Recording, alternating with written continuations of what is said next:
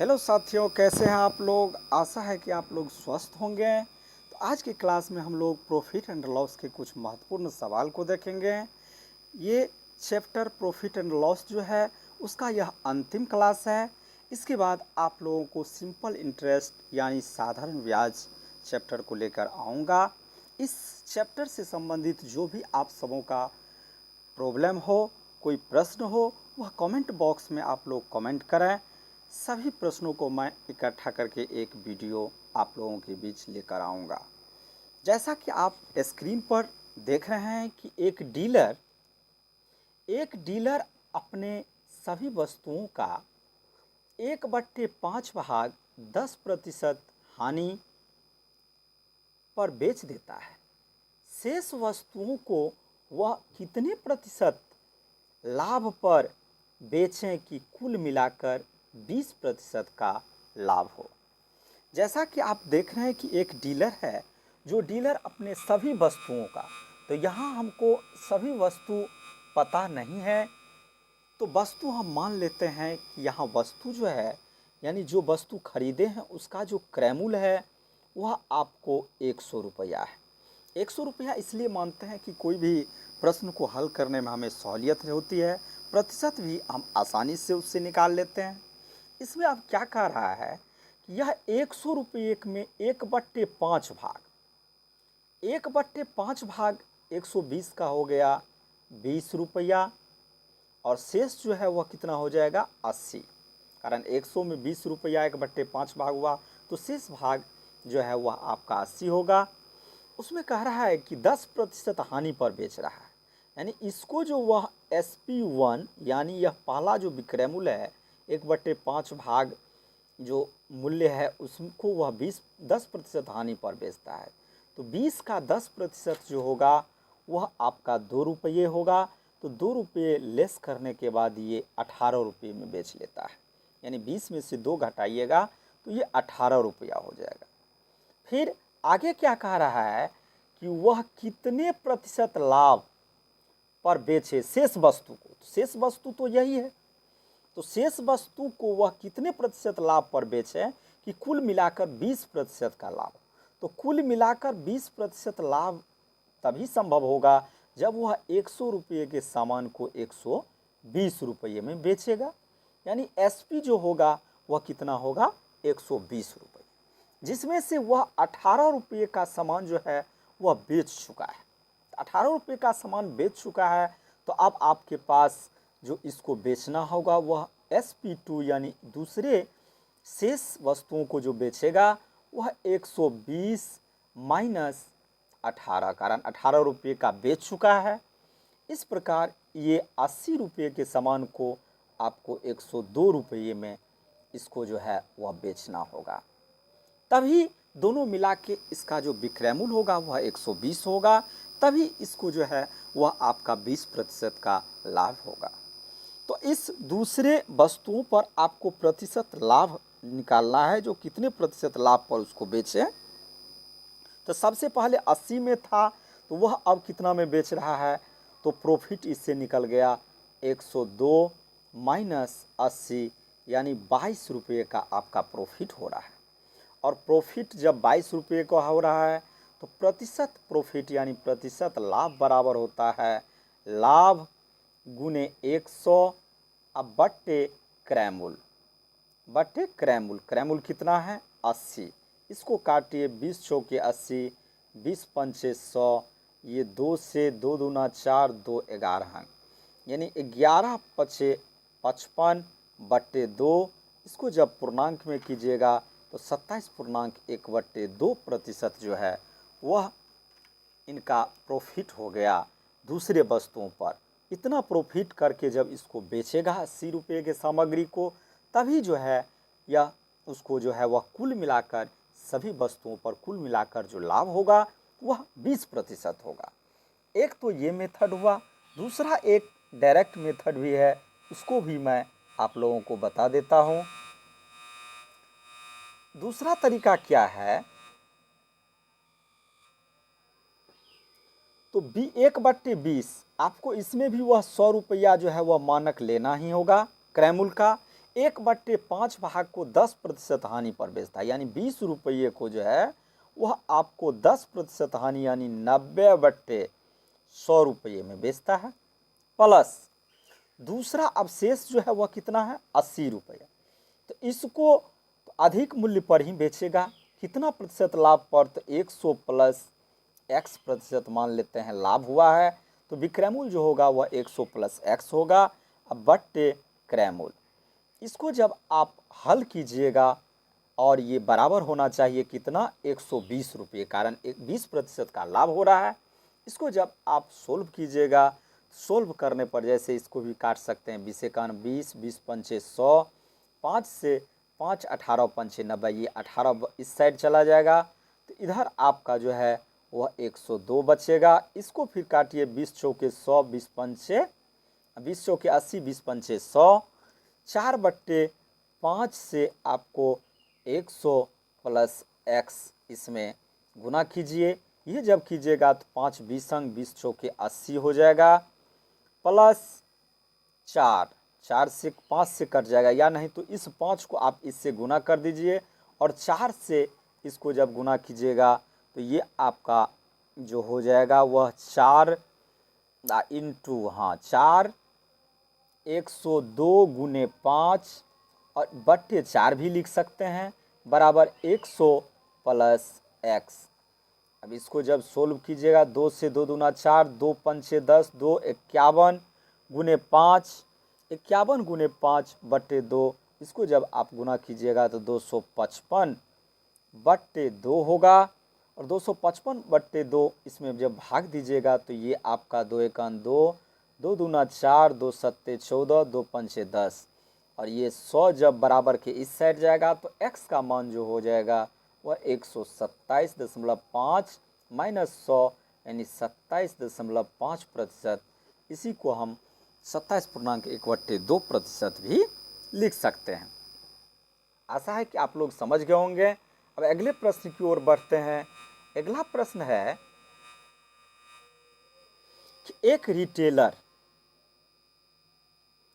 Retailer यानी फुटकर या खुदरा विक्रेता एक घड़ी 600 रुपये में खरीदता और खरीद मूल्य का 10% खर्च करके उसकी मरम्मत करवाता है। उस घड़ी का कौन सा मूल्य अंकित करें कि उस पर 10% का छूट देने के बाद भी 20% का लाभ। अब देखिए, कोई ऐसा व्यापारी है जो व्यापारी या फुटकर या खुदरा विक्रेता है जो कोई घड़ी आपको कुछ दाम पर ले लेता है, उसमें कुछ खराबी रहता है तो उसको वह क्या करता है, उसको सही करवा लेता है और सही करवा कर उसको अधिक मूल्य पर बेचने की कोशिश करता है, उस पर वह लाभ कमाता है। तो यहाँ 600 रुपये जो है वह क्या है, सीपी है यानी क्रय मूल्य है। ठीक है, इसमें क्या करता है, 10% आपको खर्च करता है। 600 का 10% हो गया 60, यानी 660 रुपया इसका टोटल जो है वह खर्च हो जाता है, यानी सीपी अब कुल जो होगा वह 660 होगा। अब इस सीपी पर क्या करता है, तो यह इसका जो एसपी होगा वह 20% लाभ होना चाहिए, बेचेगा वह 20%, उससे अधिक होना चाहिए। तो 660 का जब 20% निकालिएगा तो ये हो जाएगा आपका 132। तो 660 प्लस 132 जब कीजिएगा तो 792 होगा, और यह तो 20% लाभ है, लेकिन उसका कहना है कि 10% छूट भी देना है। तो ये 792 रुपये यहाँ एमपी जो होगा यानी मार्केट प्राइस जिसको आप कहते हैं अंकित मूल्य, वह इससे भी अधिक होगा, तभी तो वह 10% छूट उसमें देके और 792 रुपये में बेच देगा। तो 792 रुपये का यदि आप 10% छूट का मतलब यदि 100 है तो विक्रय मूल्य कितना है, 90। इसको जब आप काटिएगा 0 9 8 72 7 9 8 72 यानी 880 रुपया जो है वह आपका एमपी हो जाएगा, यानी मार्केट प्राइस जो होगा यानी अंकित मूल्य जो होगा वह 880 रुपया होगा, जिस पर आपको 10% का छूट देने के बाद भी इसको 792 रुपया में वह बेच देगा। 792 रुपये में जैसे ही बेचेगा तो इसका टोटल खर्च जो है वह 660 रुपया है। इस प्रकार उसे जो है वह 20% का अपने लागत मूल्य से 20% का लाभ हो करके बिकेगा। आशा है कि आप लोग समझ गए होंगे। अब अगले प्रश्न की ओर बढ़ते हैं। अगला प्रश्न है कि एक डीलर अपनी वस्तुओं का अंकित मूल्य उसके लागत मूल्य से 50% अधिक तय करता है। तो मान लेते हैं कि अंकित मूल्य जो है यानी मार्केट प्राइस जो है वह कितना है, 100। तो लागत मूल्य यानी कॉस्ट प्राइस जो है वो कितना होगा, 50% अधिक है तो 150 होगा। फिर अब क्या कह रहा है, वह 3/5 भाग वस्तुओं को 10% छूट पर, तो इसका 3/5 भाग 150 का 3/5 भाग जो होगा वह कितना होगा, 90। उसको क्या करता है तो 10% छूट पर, तो 90 जैसे ही हुआ तो इसका 10% छूट यानी 9 रुपये का इसमें छूट कर देगा। तो यह कितना में बेचेगा, 81 रुपये। और शेष वस्तु तो 90 150 में से 90 गया तो कितना बचा, 60। और इसको क्या करता है तो वह 5% छूट देता है। तो 60 का 10% 6 हुआ, 5% 6 का आधा 3 होगा। इस प्रकार 60 में से 3 गया तो ये 57 जो है वह इसका सेलिंग प्राइस होगा 5% छूट के बाद। इस प्रकार इसको जब आप दोनों को जोड़िएगा तो ये 138 रुपया हो जाता है। ठीक है। अब इस स्थिति में छूट देने के बावजूद भी जब उसका लागत मूल्य आपका 50% अधिक तय कर देता है, अंकित मूल्य उसके लागत मूल्य से अधिक जब तय करता है, तब भी इसे जो है वह प्रॉफिट ही हो रहा है। और यह प्रॉफिट कितना हो रहा है, 138 माइनस 100। ठीक है, 138 माइनस 100 यानी 38 रुपये का यहाँ प्रॉफिट हो रहा है। और प्रतिशत प्रॉफिट बराबर प्रॉफिट यानी लाभ गुने 100 अब बट्टे क्रय मूल्य तो 38 गुने 100 अब बट्टे 100, ये 100 कट जाएगा यानी 38% का जो है वह आपका इसमें लाभ हो रहा है। कारण इसका जो डीलर जो है वो अपने वस्तुओं का अंकित मूल्य उसके लागत मूल्य से 50% अधिक तय करता है। सॉरी, लागत मूल्य से, यहाँ एक मिनट, लागत मूल्य से 50% अधिक तय करता है। यानी ये जो है वह सीपी आपका, सॉरी एक मिनट, उसके लागत मूल्य से 50% अधिक तय करता है। यानी लागत कॉस्ट प्राइस जो होगा 100, तो एमपी जो होगा यानी मार्केट प्राइस जो होगा वह 150 होगा। और इस पर वह मार्केट प्राइस जो होता है वह कोई भी छूट जो दिया जाता है वह अंकित मूल्य पर ही दिया जाता है। और अंकित मूल्य जो है वह कितना है, 150, जिसमें से 3/5 भाग जो है वह आपको 10% छूट पर देता है। तो यह 90 रुपया इसका 3/5 भाग है। और 10% छूट देने के बाद यह 81 रुपया हो जाता है। फिर आपको शेष भाग हुआ 90 चला गया तो ये 60 रुपया हो गया। ये 60 रुपया का जो है वह फिर इस पर 5% का यह जो है वह छूट देता है। और 5% का जैसे ही छूट देगा तो 60 का 10% हो जाएगा 6, 5% 3, यानी 60 में से 3 गया तो 57। इसको जब आप जोड़िएगा तो ये 138 हो जाएगा। और 138 जो है वह उसके जो लागत मूल्य 100 है उससे 38 रुपया अधिक है, यानी 38 रुपया इनका प्रॉफिट हो रहा है। तो प्रॉफिट बराबर विक्रय मूल्य घटाओ क्रय मूल्य, 138 माइनस 138 रुपया का हो गया। फिर आप प्रॉफिट बराबर परसेंटेज प्रॉफिट बराबर प्रतिशत लाभ बराबर लाभ गुने 100 अब बट्टे क्रय मूल्य। और यहाँ क्रय मूल्य जो है, यहाँ गलती हो गया था, यहाँ क्रय मूल्य लागत मूल्य जो है वह अंकित मूल्य उसके लागत मूल्य से 50% है। तो अंकित मूल्य जो है वह क्या है, लागत मूल्य से।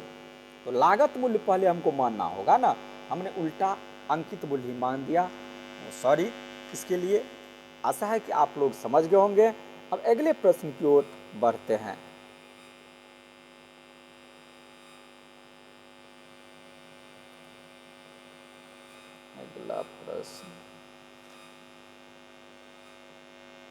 अगला प्रश्न है कि एक दुकानदार अपनी वस्तुओं का अंकित मूल्य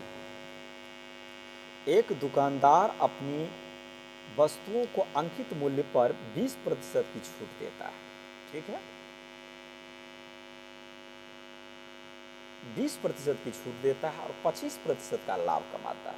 यदि वह छूट नहीं दे तो उसका प्रतिशत लाभ क्या है? ठीक है,